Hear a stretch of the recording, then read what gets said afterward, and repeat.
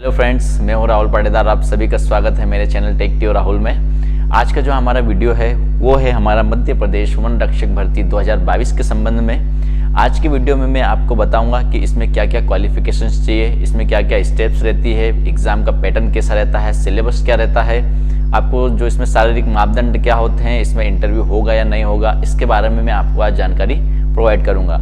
इस वीडियो को अंत तक देखें क्योंकि इसमें मैं कंप्लीट जानकारी इसी वीडियो में आपको प्रोवाइड कर दूंगा। आपके एग्जाम के फॉर्म भरने से लेकर आपकी सिलेक्शन, आपकी नियुक्ति, आपकी ज्वाइनिंग तक का मैं आपको इसमें डाटा प्रोवाइड करूंगा। अगर आप हमारे चैनल पर पहली बार है तो हमारी वीडियो को सब्सक्राइब कीजिए और बेल आइकन को ऑन कीजिए ताकि जो भी मैं अपडेट इसके बारे में बताऊँ वो आपके पास समय से पहुँचते रहे। तो चलिए वीडियो स्टार्ट करते हैं।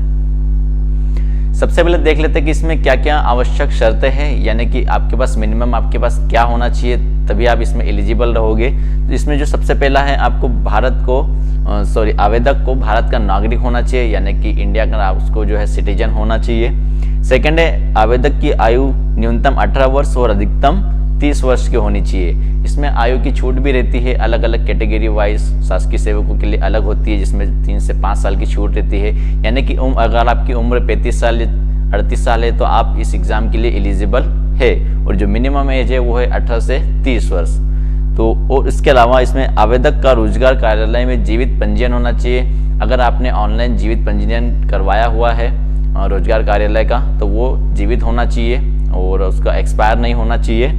और इसमें आवेदक शारीरिक और मानसिक रूप से फिट होना चाहिए, यानी कि यह जो पोस्ट है फॉरेस्ट गार्ड की, इसमें हैंडीकैप्ड और जो भी मानसिक रूप से जो भी विस्तृत रहते हैं वो इसमें फॉर्म नहीं भर सकते हैं। इसलिए इसमें यह आवश्यक शर्त है कि वो शारीरिक और मानसिक रूप से फिट होना चाहिए। तो आइए अगले इसमें बात कर लेते हैं। इसमें शैक्षणिक और शारीरिक योग्यता, यानी कि इसमें आपकी एजुकेशन क्वालिफिकेशन क्या होनी चाहिए और आपकी जो शारीरिक मापदंड इसमें क्या होना चाहिए। इसमें सबसे पहले शैक्षणिक योग्यता का देख लेते हैं। यहाँ पर न्यूनतम आपको 10+2 से 10वीं या आपको 12वीं पास होना चाहिए, यानी कि अगर आप 10वीं या 12वीं पास है, यानी कि आप 10+2 पद्धति से 10वीं पास है या फिर 12वीं पास है तो आप इस एग्जाम के लिए एलिजिबल है। इसके ऊपर आपके पास भले ही डिग्री हो या नहीं हो, लेकिन मिनिमम आपके पास 10th या 12th होना चाहिए। 12th और 10th वाले इसमें एग्जाम फॉर्म भर सकते हैं। फिर बात कर लेते हैं शारीरिक मापदंड की, इसमें क्या क्या लग रहा है क्या क्या नहीं। तो शारीरिक प्रमाप में हम देख लेते हैं ऊंचाई। तो पुरुषों के लिए ऊंचाई इसमें हम देख लेते हैं। इसमें जो ऊंचाई है,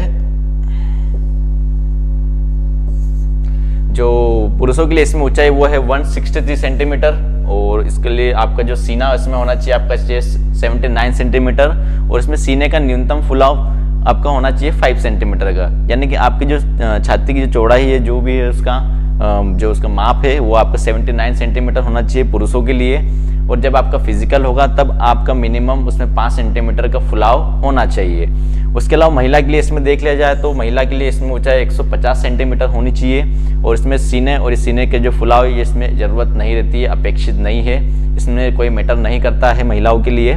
और बात कर लेते हैं इसमें नोट जो हमने दिया हुआ है कि एसटी आवेदकों के लिए पुरुष की न्यूनतम ऊंचाई 152 सेंटीमीटर और महिला आवेदक के लिए 145 सेंटीमीटर होनी चाहिए। यानी कि जो भी अनुसूचित जनजाति के आवेदक है उनके लिए इसमें कुछ एक्सटेंशन इसमें छूट दी गई है, जिसमें जो है न्यूनतम ऊंचाई आपकी 152 सेंटीमीटर और जो महिला आवेदक है उनके लिए 145 सेंटीमीटर होना चाहिए। तो इस चीज़ का इसमें ध्यान रखिएगा कि आपकी जो शारीरिक मापदंड है आप इस एग्जाम के लिए क्वालिफाई कर रहे हैं या नहीं करना है, उसी के बाद ही आप फॉर्म भरे। उसके बाद बात कर लेते हैं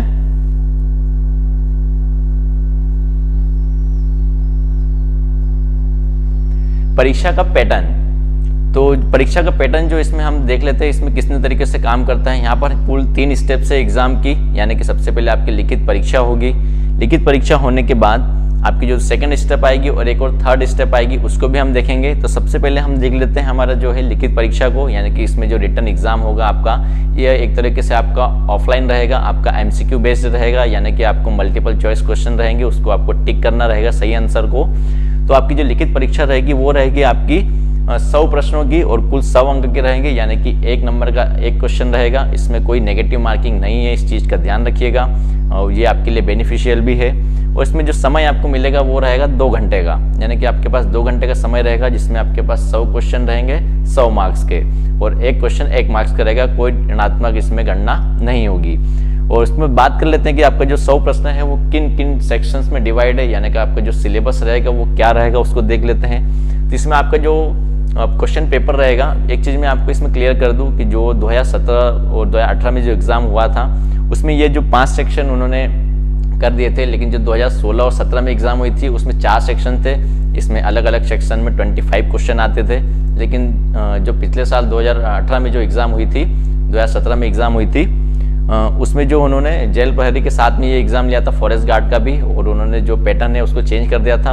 उन्होंने नए पैटर्न में उन्होंने 100 क्वेश्चन के अंदर 5 सेक्शन बांट दिए थे। तो देख लेते हैं कि इसमें कौन कौन से 5 सेक्शन है और आपको उसमें कितना कितना पढ़ना है, उसका सिलेबस क्या क्या है। तो जो सबसे पहला सेक्शन है आपका, यहाँ पर है आपका इंग्लिश का सेक्शन है जिसके आपको 20 क्वेश्चन पूछे जाएंगे। फिर है आपका जनरल साइंस, वो भी 20 क्वेश्चन। जनरल नॉलेज यानी कि MP, India, current affair, GK, इससे रिलेटेड आपको 20 क्वेश्चन पूछे जाएंगे। उसके बाद हिंदी के 20 क्वेश्चन और आपके मैथ के 20 क्वेश्चन। बात करें इसके सिलेबस की, यानी कि इसका सिलेबस क्या है, तो जो आपने 10th तक जो भी 10वीं स्तर का जो भी आपका रहता है सिलेबस, यानी कि आप इंग्लिश की बात करें तो आपको प्रोनाउन हो गया, टेंस हो गए, नरेशन हो गए, वॉइस हो गए, आइडल हो गए, फ्रेजल हो गए, ये सब जो बेसिक रहता है यही सब आपको इंग्लिश में जो आएगा इसका सिलेबस है। आपका जो जनरल साइंस है इसके अंदर आपने जो 10वीं में जो विज्ञान जो आपका विज्ञान जो सब्जेक्ट था उसके अंदर जितने भी टॉपिक है वही आपका इसमें सिलेबस रहेगा। यानी कि आपका इसमें जियोग्राफी हो गया, क्लाइमेट हो गया, थोड़ा बहुत बायो हो गया, थोड़ा बहुत केमिस्ट्री हो गया। तो ये चारों पांचों टॉपिक रहते हैं वो आपकी जनरल साइंस में कवर होंगे और उसी से रिलेटेड आपको 20 क्वेश्चन पूछे जाएंगे। फिर आता है आपका जनरल नॉलेज, इसके अंदर आपको एमपी का जीके, इंडिया का जीके और आपका करंट अफेयर, इसके क्वेश्चन आपको 20 क्वेश्चन पूछे जाएंगे। करंट अफेयर आपका 5 से 6 या फिर 8 महीने पुराना हो सकता है, उसमें कोई इसका फिक्स क्राइटेरिया नहीं है कि आपको कितना पुराना करंट अफेयर पूछा जाएगा, बट आपको 6 महीने का कम से कम इसे याद रखना पड़ेगा। और जो एमपी जीके और जो इंडिया जीके है वो स्टैटिक डाटा है, इसमें कुछ ज़्यादा चेंज नहीं होता है, तो इसको आपको पढ़कर रखना है। बात करते हैं हिंदी की। हिंदी का भी जो आपका विलोम शब्द, समानार्थी शब्द, जो भी हिंदी के अंदर जो भी सबसे कॉमन टॉपिक है वही आपके हिंदी के इसमें सिलेबस रहेंगे। इसको आप कभी भी गूगल कर सकते हैं या फिर किसी भी हिंदी के राइटर की बुक उठाइए, उसमें आपको इसका सिलेबस मिल जाएगा। कुछ ज़्यादा इसमें टॉपिक्स नहीं है, कम से कम 10 से 12 टॉपिक्स है हिंदी के अंदर, आप उसको ईजिली कवर कर सकते हो और आपको इसके 20 क्वेश्चन पूछे जाएंगे। फिर आता है आपका मैथ के अंदर आपका जो भी 18 से 19 टॉपिक है जिसके अंदर लाभ हानि, परसेंटेज हो गया, आपका साधारण ब्याज वाले क्वेश्चन हो गए, उसके बाद टाइम एंड वर्क वाला हो गया, यानी कि जितने भी आपके जो जनरल जो मैथ्स आता है 10वीं के स्तर का आपका मैथ्स रहेगा, वो सभी आपको इसमें से बेसिक क्वेश्चन पूछे जाएंगे। तो बात कर लेते हैं कि इसके एग्जाम के लेवल की, यानी कि किस लेवल के क्वेश्चन पूछे जाते हैं। तो इसमें जो एग्जाम का लेवल रहता है वो एकदम मॉडरेट रहता है, यानी कि ना ही ज़्यादा मीडियम रहता है, मतलब कि ना ही ज़्यादा आसान रहता है, ना ही ज़्यादा कठिन स्तर का रहता है, एकदम मॉडरेट लेवल का पूछा जाता है। तो इसको आपको कम मेहनत में ये आप इसको एग्ज़ाम को निकाल सकते हैं, बस आपको सही तरीके से इसे पढ़ना रहेगा। मैं भी 2016 में फॉरेस्ट गार्ड रह चुका हूँ और मैंने जो 2016 की एग्ज़ाम दी थी जिसमें 4 सेक्शन थे और 100 नंबर का पेपर था, तो मैंने उस पैटर्न से एग्ज़ाम दिया था। लेकिन 2017 में और 2018 में इसे चेंज कर दिया गया। इसमें अब आपके 5 सेक्शन है, 20-20 नंबर के 5 सेक्शन आएंगे, यानी कि 100 क्वेश्चन आएंगे आपके। तो आपको जो इसको ध्यान रखना है कि इसका जो सिलेबस क्या है और आपको किस तरह से इसमें पढ़ना है और कितना पढ़ना है। फिर बात कर लेते हैं कट ऑफ मार्क्स की। जो आपके कट ऑफ मार्क्स रहेंगे, जैसे कि आप सब जानते हैं कि उम्मीदवार कैंडिडेट्स बहुत सारे रहेंगे एग्जाम में, तो आपका जो एग्ज़ाम होगा वो अलग अलग शिफ्ट में, अलग अलग डेट में रहेगा। तो जो भी आपके नंबर्स आपको मार्क्स मिलेंगे वो सब का जो फाइनल जो बनेगा रिजल्ट वो एक्चुअली नॉर्मलाइज्ड रहेगा, यानी कि किस शिफ्ट का कितना कठिन लेवल था या कितना मॉडरेट लेवल का क्वेश्चन पेपर था, उसके हिसाब से जो अन्य शिफ्ट में जो एग्ज़ाम होगी उसको वो चेक करेंगे और उसके हिसाब से मार्क्स को नॉर्मलाइज करेंगे, जिससे आपके जो नंबर है वो घट भी सकते हैं और बढ़ भी सकते हैं। डिपेंड करता है उस दिन का पेपर का जो लेवल था वो किस तरह का था। तो जो कट ऑफ मार्क्स जो रहेगा वो कैटेगरी वाइज जो 3 गुना पद निकालेंगे, यानी कि जितने भी पदों के लिए इसमें भर्ती आएगी, मैं आपको इसमें आखिरी में बताऊंगा कि कितने पदों के लिए भर्ती आने वाली है।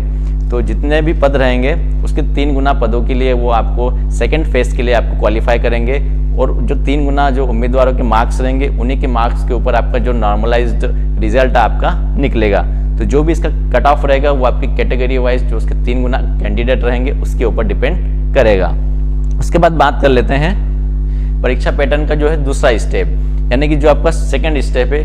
ये जो सेकंड स्टेप रहेगा ये स्टेप आपका जब आप रिटर्न एग्जाम क्लियर कर लेंगे, आप उन 3 गुना उम्मीदवारों में जब आ जाएंगे, आपका नाम आ जाएगा उसमें, आप जब शॉर्ट लिस्ट हो जाओगे, तब उसके बाद आपको जिलेवार का मतलब ऐसा है कि जब आप इसका फॉर्म भरोगे, उस फॉर्म में आपको किस जिले के लिए आपको डालना है फॉरेस्ट गार्ड का पद, वो उन जिलों का आपको क्रमवार आपको उसमें सिलेक्ट करना पड़ेगा, और जिस क्रमवार जिस जिले में आपका नाम आएगा, उसी जिले में आपका जो फिजिकल है वो मुख्यालय स्तर पर लिया जाएगा वन विभाग की तरफ से। तो जो इसका सेकंड फेज है उसमें देख लेते हैं उसमें क्या क्या मांगा गया है, और उसमें क्या क्या कितने प्रकार के जो मार्क्स है और वो क्वालिफाइंग है या नहीं, उसके बारे में डिस्कस कर लेते हैं। तो जो आपका सेकंड जो फेस रहेगा इसमें वो रहेगा आपकी पैदल चाल। तो देख लेते हैं कि पुरुष के लिए पैदल चाल कितनी है।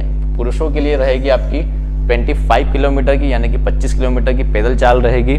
कुल अंक आपको ये सिर्फ पासिंग ओनली रहेगा, यानी कि आपको ये क्वालिफाई करना है, इसके कोई मार्क्स नहीं मिलेंगे।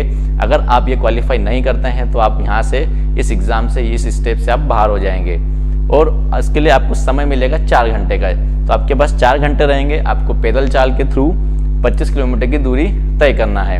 बहुत सारे बच्चों के क्वेश्चन ये है कि सर क्या हम दौड़ सकते हैं या फिर पैदल चाल करना है, तो कोई मैटर नहीं करता है। आपको 4 घंटे में किसी भी तरह आपको 25 किलोमीटर जो रहेगा आपको कवर करना रहेगा। मैं आपको बता देता हूँ कि इसमें फिजिकल कैसे होता है। इसमें क्या रहेगा कि आपको जो भी एक चेक पोस्ट बना देंगे, वहाँ से आपको 12 किलोमीटर या 12.5 किलोमीटर का एक जो डिस्टेंस पर वो मार्क कर देंगे। तो आपको जो रहेगा इस स्थान से 12.5 किलोमीटर जाना है, और 12.5 किलोमीटर वापस अपने प्लेस पर आना है 4 घंटे के अंदर। तो यह जो रहेगा आपको क्वालिफाइंग रहेगा। और जो महिलाओं के लिए आपको 14 किलोमीटर जाना पड़ेगा 4 घंटे में, यानी महिलाओं के लिए जो है पैदल चाल की दूरी हम है 14 किलोमीटर की, और ये भी क्वालिफाइंग नेचर की है, यानी कि आपको इन्हें सिर्फ क्रॉस करना पड़ेगा, क्वालिफाई करना पड़ेगा।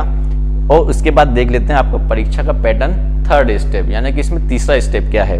तीसरा स्टेप ये है कि अगर आप फर्स्ट स्टेप और सेकेंड स्टेप में क्लियर हो जाते हो, और उसके बाद आपका फाइनल रिजल्ट आता है, यानी कि आप जो 3 गुना में से वो बच्चे हटा देते हैं जो मार्क्स में या मेरिट में नीचे रहते हैं, यानी कि जितने पद है उतने बच्चों के नाम जो है आपको बताए जाएंगे कि आप इतने बच्चों का सिलेक्शन हुआ है।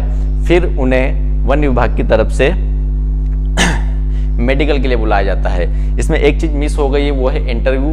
2016 की एग्ज़ाम में इंटरव्यू होते थे, हर एग्ज़ाम जो भी व्यापम की जितनी भी एग्ज़ाम थी तृतीय श्रेणी की, उसमें सभी में इंटरव्यू होते थे। लेकिन अब ये इंटरव्यू बंद हो गए हैं। तो आपके जो वन विभाग जो फॉरेस्ट गार्ड की भर्ती है, इसमें आपका इंटरव्यू नहीं होगा। जो इसका जो अगला वीडियो रहेगा मैं आपको उसमें बताऊंगा मेरा पर्सनल जो एक्सपीरियंस, मुझे इंटरव्यू में क्या पूछा गया था, मेरा फिजिकल किस तरह से हुआ था, मेडिकल में क्या हुआ था। इसके ऊपर से मैं आपको एक अलग से वीडियो बना के दूंगा, जिसको आप ध्यान से बिल्कुल देखिएगा और उसे शेयर भी कीजिएगा। तो बात कर लेते हैं मेडिकल की। इस मेडिकल के अंदर यानी कि जो आपका थर्ड स्टेप है, ये भी कंपलसरी है, और ये भी आपको एकदम फिट इसमें आपको पाना चाहिए। यानी कि आपका जब मेडिकल होगा जिला अस्पताल से, तो वहाँ पर आपकी जो आँखों का आपका चेकअप होगा, यानी कि आपकी आँखों की रोशनी सही है या नहीं, 6/6 या 9/9 है या नहीं, और उसके अलावा आपके अंदर कोई शारीरिक किसी तरह की दुर्बलता तो नहीं है, ये चेक किया जाता है डॉक्टर की तरफ से। तो ये आपका मेडिकल होगा। इस मेडिकल में आपको फिट आना आवश्यक है। अगर आप मेडिकल में अनफिट पाए जाते हैं तो आपको इस एग्ज़ाम से, इस नियुक्ति से डिसमिस कर दिया जाएगा। तो इसका जो थर्ड फेस है, अगर आप मेडिकल आपका सक्सेस हो जाता है, आपका मेडिकल सर्टिफिकेट आपका जो डॉक्टर रहेंगे वो जारी कर देते हैं, तब आपको जो लोकेशन दी हुई है वहाँ पर आप जाके नियुक्ति कर सकते हैं। तो आपने जैसे कि देख लिया, इसमें 3 स्टेप है। आपका लिखित परीक्षा, उसके बाद आपका जो शारीरिक जो भी इसका जो पैमाना है यानी कि पैदल चाल, वो आपको क्वालिफाई करना है, और जो थर्ड रहेगा आपको इसका मेडिकल को आपको देखना है। इन तीनों चीज़ों को क्वालिफाई करने के बाद आप जो है इस वन रक्षक के पद पर नियुक्ति पा सकते हैं। इसके अलावा जो इसके सैलरी की बात करें, क्या नहीं इसमें सैलरी कितनी है, तो इसमें जो सैलरी है, इसमें जो है पे लेवल जो 4 है, यानी कि जो 7वां वेतनमान है उसके हिसाब से, या फिर ग्रेड पे की बात करें तो इसमें जो सैलरी है 1900 ग्रेड पे के हिसाब से है, और 7 पे लेवल में आपका पे लेवल 4 है। तो इसमें जो आपकी सैलरी जो आप करंट अगर आप ज्वाइन करते हैं तो आप करंट सैलरी कुछ 24 से 25 हज़ार के समथिंग बनेगी, और उसमें जो आपका DA रहेगा गवर्नमेंट की तरफ से, वो भी इसमें ऐड रहेगा। तो सैलरी इसमें अच्छी है, तृतीय श्रेणी में आता है, C ग्रेड में आता है। और बात कर लेते हैं कि इसमें पद कितने हैं और इसके जो ऑनलाइन फॉर्म है वो कब से स्टार्ट हो रहे हैं। तो जो पद का नाम आप सब जैसे जानते हैं फॉरेस्ट गार्ड है। पदों की जो संभावित संख्या है, यानी कि अभी कुछ दिन पहले वन विभाग की तरफ से लिखा गया है पीईबी को इसकी एग्ज़ाम कराने के संबंध में। तो इसके जो संभावित पदों की संख्या 1340 है, यह घट भी सकती है, बढ़ भी सकती है। डिपेंड करता है कि जो बेगा शहरिया या फिर जो भी अनुकंपा नियुक्ति है उनके जब सेटलमेंट हो जाएगा उसके बाद इस पदों की संख्या में बढ़ोतरी या घटोतरी हो सकती है, लेकिन ये संभावित पद रहेंगे। और बात करें इसके आवेदन दिनांक की, तो इस महीने उन्होंने भेजा हुआ है वन विभाग ने पीईबी को, तो मानकर चलिए कि आपको अगले महीने यानी कि मार्च या फिर अप्रैल में इसका पॉसिबली नोटिफिकेशन आ जाएगा, या फिर अगले महीने ये व्यापम के शेड्यूल में यह एग्ज़ाम जुड़ जाएगी। तो इससे संबंधित आपको कोई समस्या हो या कोई आपका क्वेश्चन है तो उसको बिल्कुल कमेंट बॉक्स में पूछिए। हमारे जो टेलीग्राम चैनल है आप उस पर जुड़ जाइए, वहाँ पर आपको जो भी क्वेरी है जैसे कि इससे रिलेटेड या फिर किसी और एग्ज़ाम से रिलेटेड, तो मैं आपको बिल्कुल इसमें सपोर्ट करूँगा, आपको हर तरह से उसमें मदद करूँगा। और इसी तरह हमारे चैनल पर बने रहिए, हमारे चैनल को सब्सक्राइब करिए और जो भी हमारा अगला वीडियो आएगा उसको आप सपोर्ट कीजिए, उसे शेयर कीजिए।